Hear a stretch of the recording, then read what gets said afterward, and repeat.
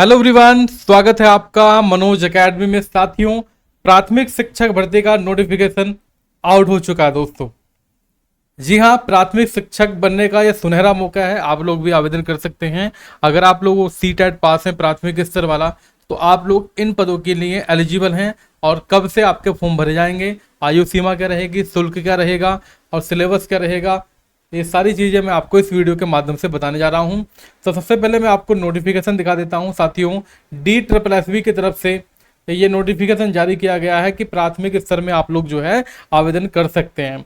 ठीक है, जो भी योग्य उम्मीदवार हैं। तो योग्यता क्या है वो भी मैं आपको बताऊंगा आगे चल के। पहले आप लोग यहाँ पर देख सकते हैं कि आवेदन जो स्टार्ट होंगे आपके 17/9/2025, यानी कि 17 सितंबर से आप लोग अपने आवेदन कर सकते हैं दोपहर 12 बजे के बाद। और एप्लीकेशन कब तक हम लोग कर सकते हैं, ठीक है, क्लोजिंग डेट ऑफ एप्लीकेशन ये आपकी 16 अक्टूबर रहेगी। ठीक, तो इसमें आपका जो है असिस्टेंट टीचर प्राइमरी के हैं और असिस्टेंट टीचर जो है वो आपका केवल दिल्ली की अगर मैं बात कर लेता हूँ, तो अलग अलग प्रकार से ये वैकेंसी आ रखी हैं। आप लोग इनको देख लीजिएगा। और साथियों, सिंपल भाषा में अभी आपको मैं बताने वाला हूँ। क्वालिफिकेशन की अगर मैं बात कर लेता हूँ, तो क्वालिफिकेशन में आपका जो है अगर आप लोगों ने BTC कर रखा है, DLED कर रखा है, ठीक है, ये आप लोगों का मान्य होगा। ठीक है, जो भी आपका NCTE बताती है कि ये मान्य है, तो वो सभी कोर्स आपके मान्य होंगे। लेकिन साथ में आपको CTET पास करना आवश्यक है। अगर आपका CTET पास नहीं है तो आप लोग जो है इसके लिए आवेदन नहीं कर सकते। अब ये जो आयु सीमा है वो क्या है, वो मैं अभी आपके आगे बता देने वाला हूँ। पहले आप लोग जो है यहाँ पर हिंदी में पढ़ लीजिएगा। हिंदी में वही चीज़ें लिखी गई हैं जो मैंने अभी आपको इंग्लिश में बताई हैं, कि आवेदन शुरू होने की तारीख है और आवेदन करने की आखिरी तारीख, ये होगी आपका। और एक चीज़ ध्यान में रखेंगे कि ये जो है आपके फॉर्म ऑनलाइन ही भरे जाएंगे। ठीक है, ऑफलाइन तरीके से आवेदन स्वीकार नहीं किए जाएंगे। ठीक, योग्यता मैंने अभी बताई है आपके। अगर मान लीजिए 12वीं पास आप लोगों ने कर रखा है या समकक्ष है, तो कम से कम 50% अंक होने चाहिए। 2 साल का डिप्लोमा होना चाहिए, किसी भी नाम से हम लोग जान सकते हैं। और आपका CTET पास होना जरूरी है। जैसे आप लोगों ने कर रखी है BTC, तो BTC आपकी होती है, जिसको DLED का नाम दिया गया है अब, तो वो होती है आपकी ग्रेजुएशन के बाद। तो ग्रेजुएशन में आपके कितने अंक होने चाहिए, 50% अंक होने चाहिए। उसके बाद आपका, ठीक है, BTC होनी चाहिए और CTET पास होना चाहिए। ठीक, तो आयु सीमा की बात कर लेते हैं, एज लिमिट की। तो सबसे बड़ा पॉइंट आपका एज लिमिट का हो जाता है साथियों।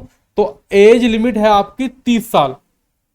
अगर आपने 30 साल पार कर दी है तो भी भर सकते हैं। कैसे, मैं आपको आयु सीमा में थोड़ी छूट दिला देता हूं। लेकिन दोस्तों, ये जो है अगर आप जनरल कैटेगरी के हैं तो ये आपको तो नहीं मिलने वाली है, क्योंकि SC ST OBC और जो स्वतंत्रता सेनानी है उनके लिए स्पेशल चीज़ें चलाई जा रही हैं। तो जैसे कि पैराग्राफ 8 में बताया गया है कि अलग अलग श्रेणी SC ST OBC PH के लिए अलग छूट दी जाएगी। तो विशेष छूट क्या है, अगर कोई उम्मीदवार पहले से, ध्यान देंगे, अगर कोई उम्मीदवार पहले से उस विभाग में कॉन्ट्रेक्चुअल एम्प्लॉय के रूप में काम कर रहा है, तो उसे आयु में एक बार छूट दी जाएगी। ठीक है, यह छूट कब होगी, जब वो लगा था पहले, अब की बार नहीं दी जाएगी, उसे भविष्य में केवल एक बार छूट दी जाएगी दोस्तों। ठीक, लेकिन अधिकतम छूट जो है 5 साल तक दी जाएगी। आवेदन शुल्क की बात कर लेते हैं, तो आवेदन शुल्क है आपका ओनली 100 रुपीज सभी के लिए। लेकिन इसमें फीस माफ किन किन की होगी, जो महिला उम्मीदवार हैं, चाहे वो किसी भी कैटेगरी की हो, जनरल की हो, OBC की हो, SC की हो, कोई भी कैटेगरी मान सकते हैं। तो सभी महिलाओं की फीस जो है वो आपकी माफ है। और जनरल के लिए इसको कह सकते हो आप लोग की 100 रुपये फीस रहेगी, क्योंकि साथियों SC ST PWB यानी कि person of bank March disabilities और पूर्व सैनिक, इनकी फीस भी माफ है। ध्यान देना है आपको कि जो पूर्व सैनिक पहले से सिविल सेक्टर में नियमित रूप से काम कर रहे हैं, उन्हें फीस में छूट नहीं मिलेगी। वेरी वेरी इंपॉर्टेंट पॉइंट आपका। परीक्षा योजना की बात कर लेते हैं, तो DSSB सहायक शिक्षक परीक्षा यानी कि प्राथमिक परीक्षा जो है, इसके लिए 1 टायर एग्जाम आयोजित किया जाएगा। टायर 1 में जो होगा आपका 2 घंटे की परीक्षा की जाएगी। इसमें आपके 200 मॉक बहुविकल्पीय प्रश्न रहने वाले हैं।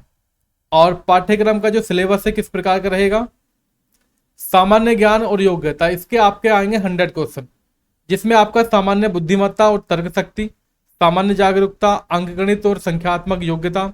अंग्रेजी भी आपकी इसमें आने वाली है, भाषा समझ, हिंदी और भाषा समझ। प्रत्येक विषय के 20-20 प्रश्न होंगे आपके। यहाँ पर आपके सब्जेक्ट हो गए 5 और 5 और 20 पंजे कितने हो गए 100।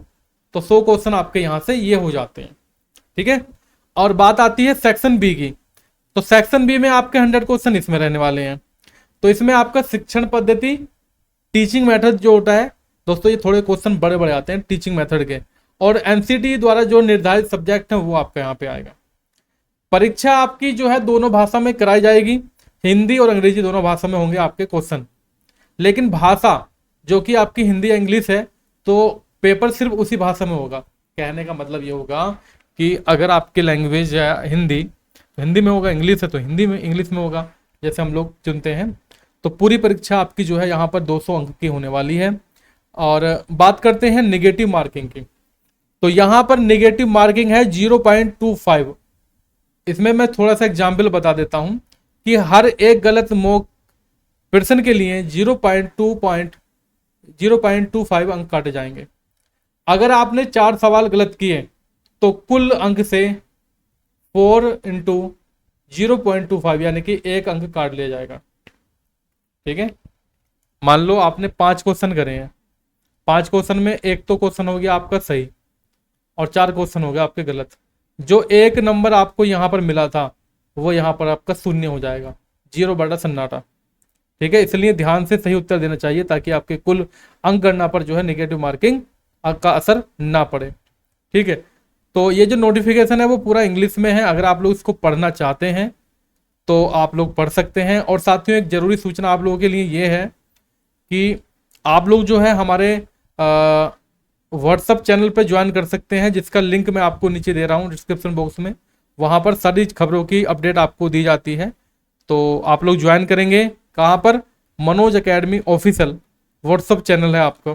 ठीक, चलिए फिलहाल के लिए इतना ही काफ़ी है। जय हिंद, वंदे मातरम।